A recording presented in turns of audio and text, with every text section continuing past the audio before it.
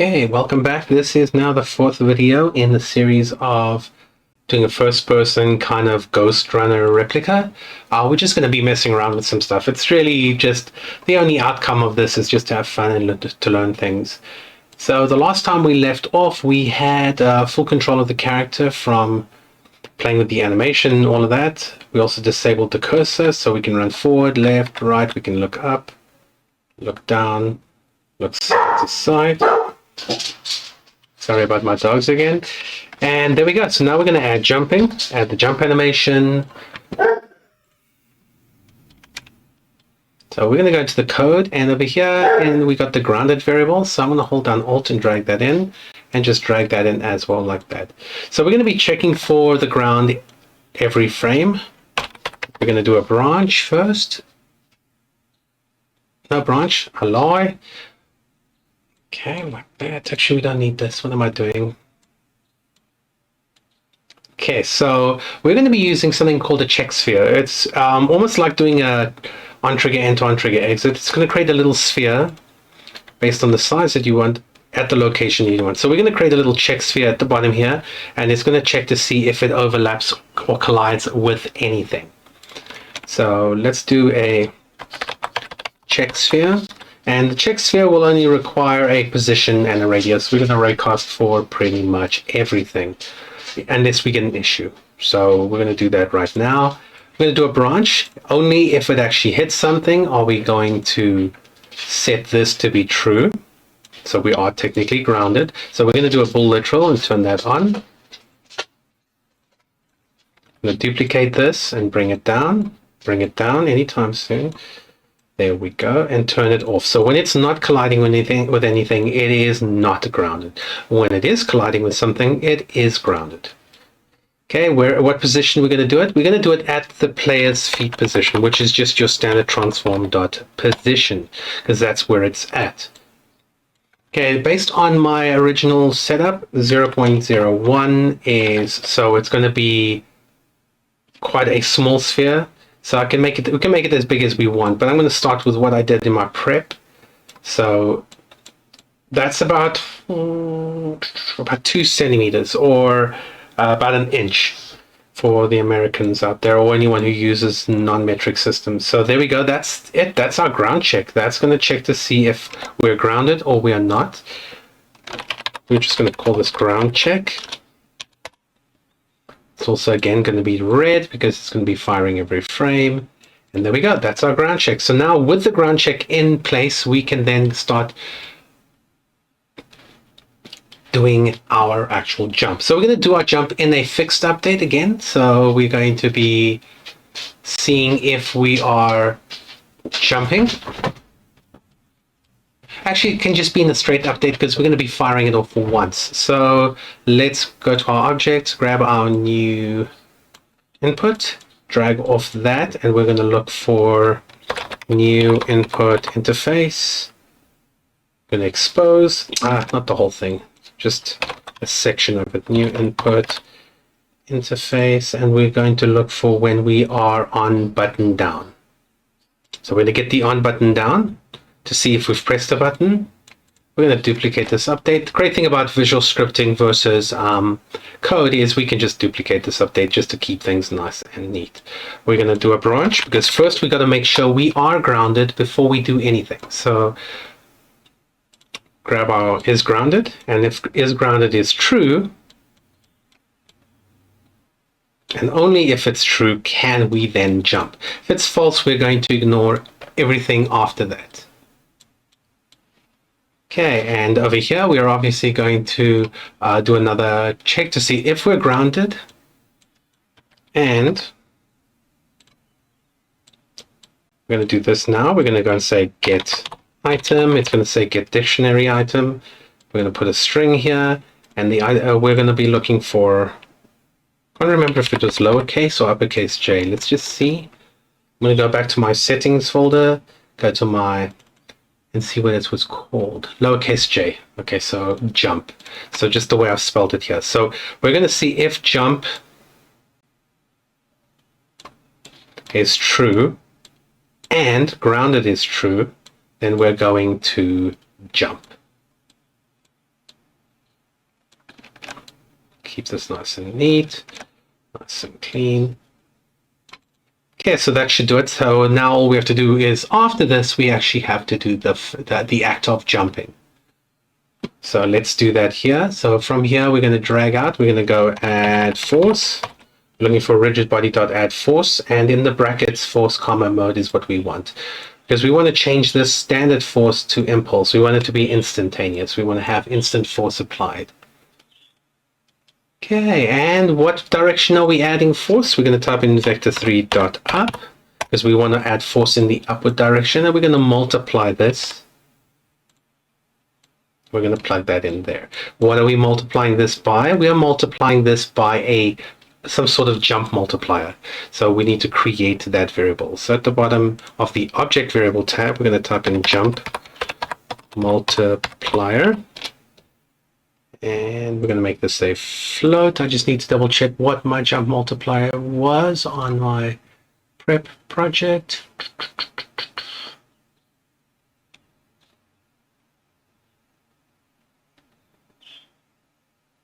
Apparently it was 1,000. I'll explain to you why it's so high.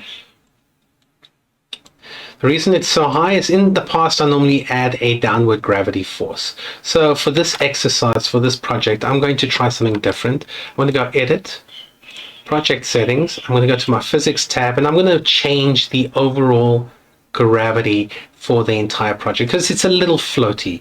When you do this, it's accurate, but it doesn't feel accurate. Maybe because we've been surrounded by animations that have play around with the downward force being stronger, so the character feels like it drops quicker. So we're going to make this around about -40. We can tweak that when we want.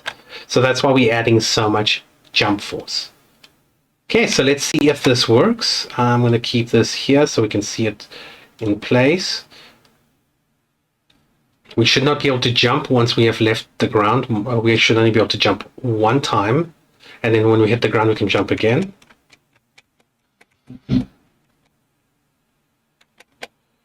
Wait a second.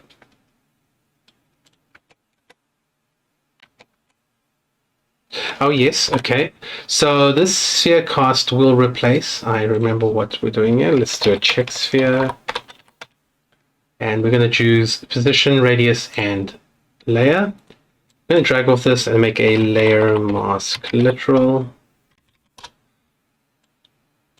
And over here, we're just going to choose default. Anything that's on the default layer will be classified, will be considered part of the location of things to check, because what was happening is it was finding the player and considering the player as part of the ground. So to just rectify that, I'm going to change the player from the default layer. I'm going to create a new layer, call this player. I'm going to go back to the player and assign that new layer. Say yes to all children if you want, makes no difference. It's only things with colliders that will work on. So let's try that one more time. Okay, jump. See, now I can only jump once.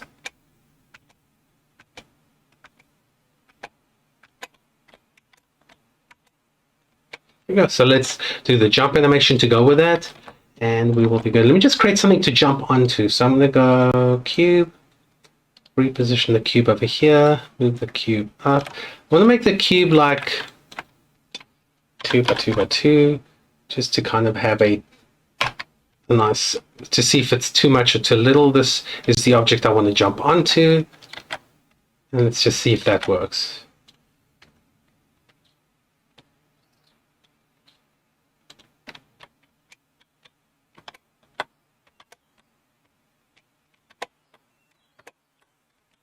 So it's not. Notice how if I jump and push forward, because of the physics between the two objects, as long as I'm moving, I kind of stick to the wall.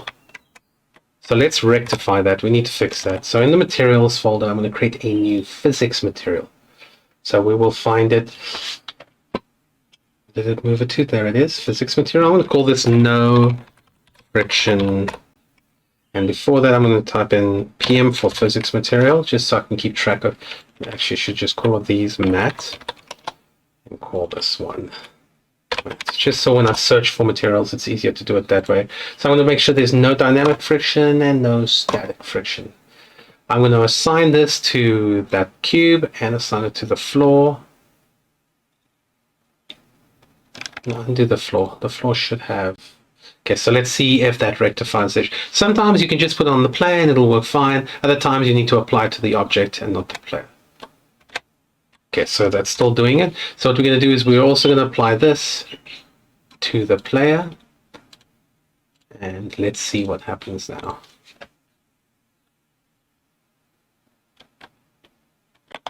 So I should be able to jump. There we go. That's much better. No more sticking onto surfaces. Okay, so let's do the jump animation now. Now that we have the jump working, all we need to do is go in and fire off the jump. So over here, we're going to go animator.set all. I'm going to grab the animator that we've got down here. Where are you? There it is. Plug that into where the animator is, because the animator isn't on this object. It is on the child of this object, which is where is the actual model. The name is called jump, I think, and set it to be true.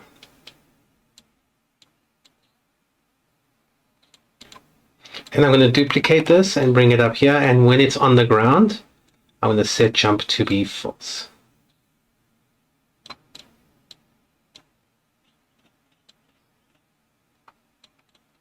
Okay, so let's see what the animation looks like. We're just going to go back to the scene view so we can see the animation, because through the camera you can only see so much.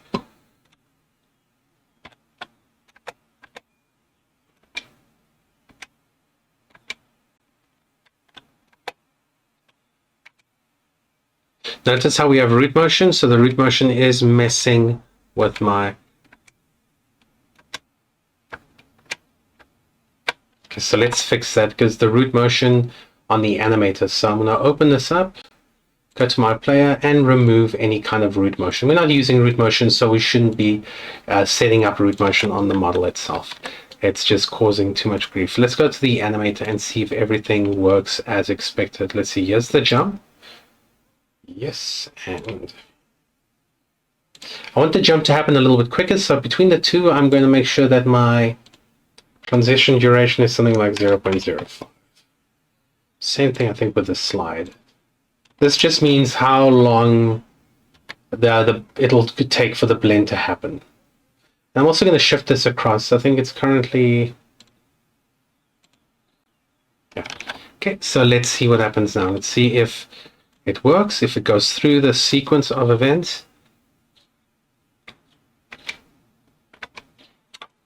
It'd be nice to actually have the character selected so we can see that working.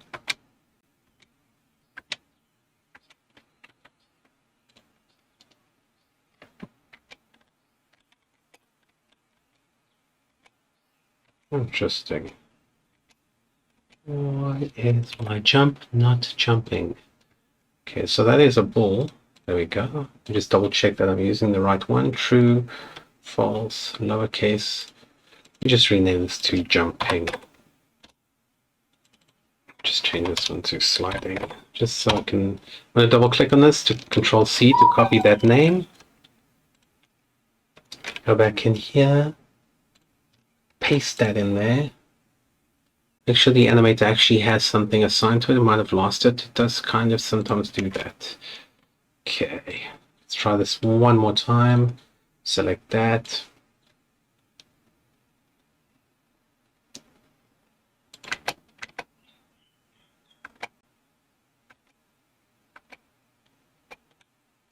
There we go, it worked. Got stuck in there because I did not rename this one here to be false.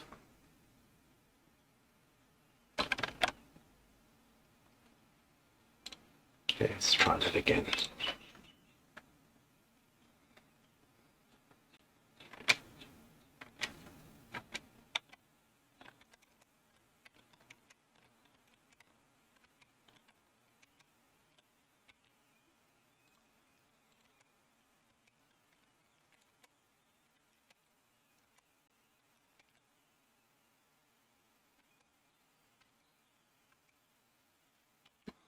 And just see what the flow graph is doing. Just make sure that this is doing what it's supposed to do. Run check. We are grounded, no longer grounded.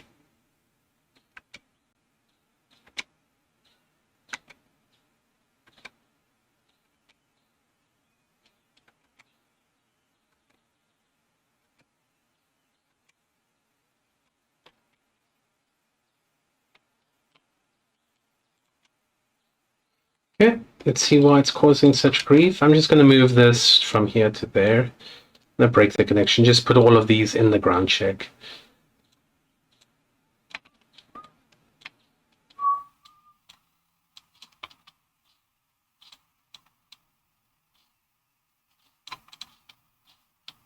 Should do it. Now we can see here again now. Not even using the jump to set the jumping to be true. We're setting the... There we go, that works better. Okay, so that's working. Let's see what it looks like in the scene. Actually, doesn't look too bad. Notice how you can see when I run forward, it plays the running forward animation.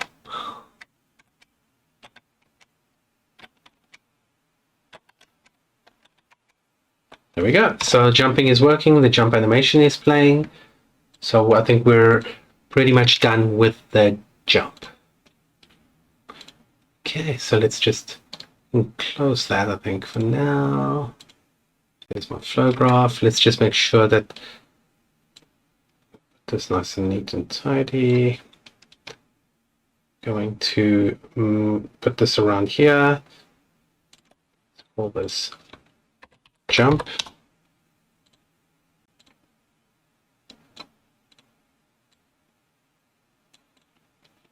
Okay, so we have got the movement, we've got the jumping. What I would like to do next is I think I would like to do the sliding. And then after the sliding, we can move on to the actual ray tracing for the walls and do the wall running, which is quite nice. But I'm going to leave the jump as a separate video just so that it's easy to find the jump if you ever need it again. So this was just set up for the jump. We're doing a simple ground check. You can do ground check quite a few ways. You could actually put a collider and do an on-trigger enter. You could do a raycast and raycast from the player down. I just find that a check sphere is quite nice. It's quite elegant and it does exactly what it needs to do. So I think the results are really, they're reliable and there's no weird issues happening with it. So that's why I kind of like to use a check sphere. But that's it for this video. Thank you so much, everyone. Up to this point, we've got the character moving. We added a physics material. We have... sorry, I forgot. We have jumping. We got the jumping animation working. And next video, we're going to add the sliding so we can slide under low-lying like objects, so we shouldn't be able to...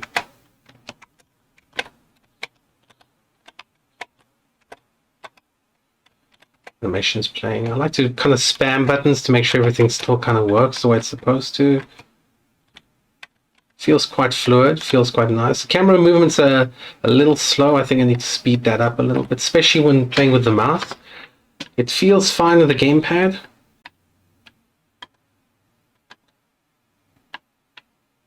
But overall, I think I'm happy with where it's at. So let's just put this obstacle. Start naming your stuff. Just become accustomed to not leaving anything as whatever it was. It's going to be hard to follow and find stuff. That's it for this video. Thank you so much, guys. I'll see you in the next video. Till then, be safe. Cheers, everyone.